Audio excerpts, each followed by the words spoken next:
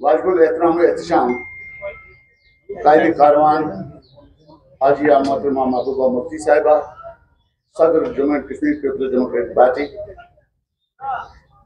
यहाँ पर तशरीफ फरमा हमारे जनरल सेक्रेटरी गुलाम नबी अंजुरा साहब, महबूब बेग साहब और दूसरे खास हमारे जिला साहब साहब, हमीद साहब, खुशीन साहब, हमारे जितने जो इकबाल साहब तशरीफ फरमा है, आरिफ लाइगुरु साहब, मोहम्मद शफीक मुंदर साहब, इतने जोमा यहाँ पे तशरीफ फरमा है। शायद मैं अपने भाई बस साहब का नाम भूल गया हूँ शायद, तो मैं सारे लोगों का नाम नहीं ले पाऊंगा, उसके लिए मैं माजरता हूँ और वक्त भी ज्यादा होगा, मोहब्बत भी करता हूँ, वक्त भी है।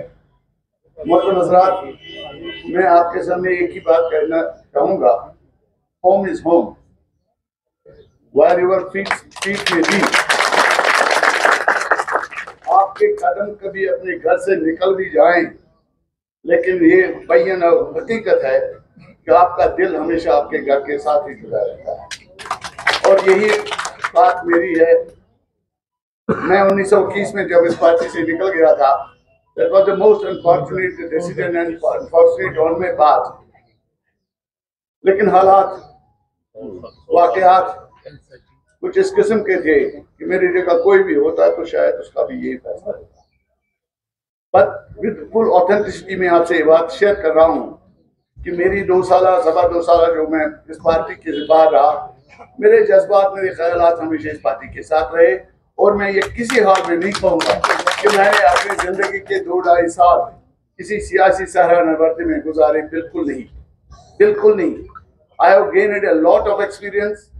एक एमेचर सियासी कारकुन था और आज भी हूँ, लेकिन पिछले दिनों में मैंने रियासत जम्मू कश्मीर की सियासत के नशीब व फराज को समझने में बहुत ज्यादा कामयाबी हासिल करी और उन तजुर्बात की रोशनी में मैं इस नतीजे पे पहुंचा, अपने दोस्तों, अपने साथियों, खानियार के, दरगाह के, ईदगाह के, आबा कदर के तमाम साथी जितने मेरे पीडीपी में रहे थे, रफका, शफीक, उन सारे लोगों के साथ मशावरत करने के बाद मेरा जाती नजरिया ये बना, उन तजुर्बात और मुशाहिदात के पेश नजर, कि इस वक्त अगर रियासत जम्मू कश्मीर के लोगों की किसी भी छोटे से छोटे दायरे में भी अगर मैं कोई कंट्रीब्यूशन करना चाहूँ, तो मेरे लिए या किसी भी सियासी कद वाले आदमी के लिए कोई दूसरा मौका नहीं है कि वो महबूबा मुफ्ती के हाथ को मजबूत करे। Because it is the only voice for the last 5 years। मैं पिछली जिंदगी की बात नहीं करूंगा, मरहूम मुफ्ती साहब अल्लाह उनको जन्नत नसीब करे, उनके दौर की बात नहीं करूंगा। मैं 2019 5 अगस्त के बाद से आज तक अगर रियासत के लोगों की इज्जत नफ्स, यहाँ के लोगों के मामलात, एहसासात की कोई तर्जुमान आवाज रही है, वो एक वाहिद आवाज रही है, हर दौर में, हर वक्त में महबूबा मुफ्ती की रही है। And there is no doubt, कोई सियासी पार्टी, कोई भी सियासी कायद इस बात से मुनकिर नहीं है। In the heart of hearts यहाँ के लोग, शहर श्रीनगर के बिलखुसूस में बात करूंगा, हर शख्स वनन चाहे सो क्या तुझ करा कस चुका चु वोट रावान, मगर एक बात कहता है, अगर काच करा सोच मोहब्बत। और आप लोग जो मीडिया से वाबस्ता हैं, आपके दिलों की राय, में दोस्त रफीक शफीक की मनसिब वक्तन इंटरेक्शन हो जाती है, आप लोगों की भी ये बात तस्लीम शुदा है कि रियासत जम्मू कश्मीर के रिश्ते हुए नासूर जो हमारे इस मुल्क पे लगे हैं, इस रियासत पे लगे हैं, उनका मदावा अगर है, उनकी आवाज अगर कोई है तो वो महबूबा जी है और महबूबा जी के लोग हैं जो उनके साथ रहे। मैं उनको अपने दिल से हदिया तबरीक पेश करता हूँ, चाहे वो हंजूरा साहब है, हमारे लाइगुर साहब है, कोशिन साहब है, या हमारे इकबाल साहब है, वही बच्चा है हमारा वहीद साहब है, वही को मैं आई माई हैट्स ऑफ। जैसे आप लोगों ने महबूबा जी की रफाकत करी, मैं उस ज़मन में अपनी शर्मिंदगी का इज़हार भी करता हूँ। I was not with her on those turbulent times, लेकिन इंशाल्लाह आई विल प्रूव कि मैं आपको महबूबा जी इस बात का वादा करता हूँ, इस बात का यकीन दिलाना चाहता हूँ, अपने साथियों को यकीन दिलाना चाहता हूँ। मैं अपनी कमजोर सी शख्सियत के साथ जो भी मुझसे बन पड़ेगा इंशाल्लाह आपकी तंजीम, आपकी आवाज, आपके मिशन को अपने खून से, अपने जज्बात से, अपनी आवाज से, अपनी हर चीज से मुआवनत करने की कोशिश करूंगा।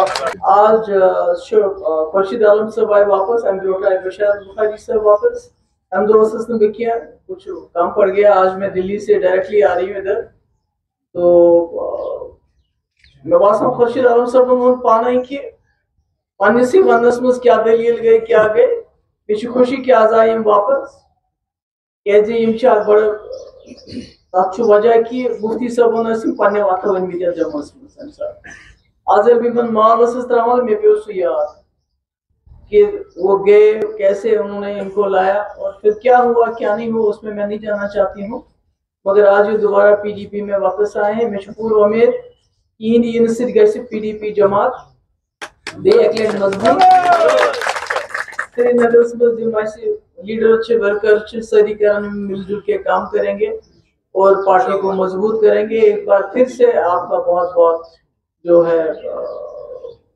वेलकम है, खुश आमदीद है।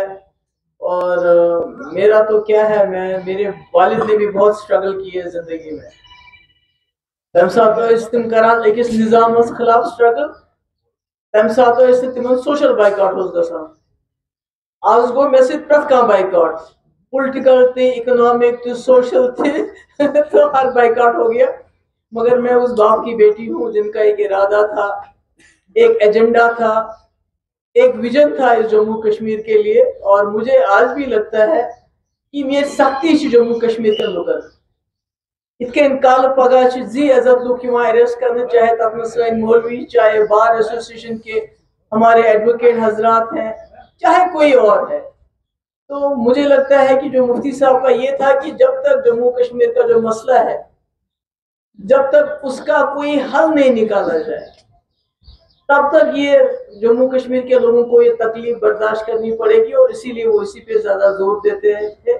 और आज मुझे खुशी है कि जो कुछ लोग हमारी पार्टी से चले गए थे वो दोबारा वापस आ रहे हैं। तो इसलिए मुफ्ती साहब का वो ख्वाब, वो विजन, जम्मू कश्मीर के लोगों को इस मुसीबत से बाहर निकालना है, इस खून खराबे से बाहर निकालना है, उसको पूरा करने में मुझे इंशाल्लाह आप लोगों से मदद मिलेगी।